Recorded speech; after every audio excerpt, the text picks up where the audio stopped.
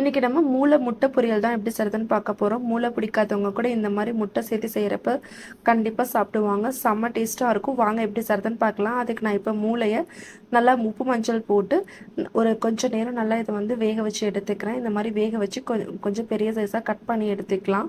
இப்போ ஒரு கடாயில் எண்ணெய் ஊற்றி கடுகு சீரகம் போட்டு நல்லா பொரிஞ்சதுக்கப்புறம் வெங்காயம் உப்பு போட்டு இது நல்லா வதக்கிக்கலாம். இது கொஞ்சம் நல்லா வதங்கினதுக்கப்புறம் இது கூடயே கரம் மசாலாவும் கொஞ்சமாக ரெட் சில்லி பவுடரும் போட்டு இதை நல்லா மிக்ஸ் பண்ணிவிட்டு இது கூடயே நம்ம ஒரே ஒரு முட்டையை மட்டும் ஆட் பண்ணிக்கலாம். ஏன்னா மூளை சைஸ் வந்து சிறுசு தான். ஸோ ஒரு முட்டை வந்து கரெக்டாக இருக்கும். ஒரு முட்டையை போட்டு நல்லா வதக்கிட்டு நம்ம கட் பண்ணி வச்சுக்கிற மூளையும் போட்டுட்டு இது கூடயே கொஞ்சமாக மட்டன் குழம்பு ஆட் பண்ணிக்கலாம். டேஸ்ட்டு செம்மையாக இருக்கும்.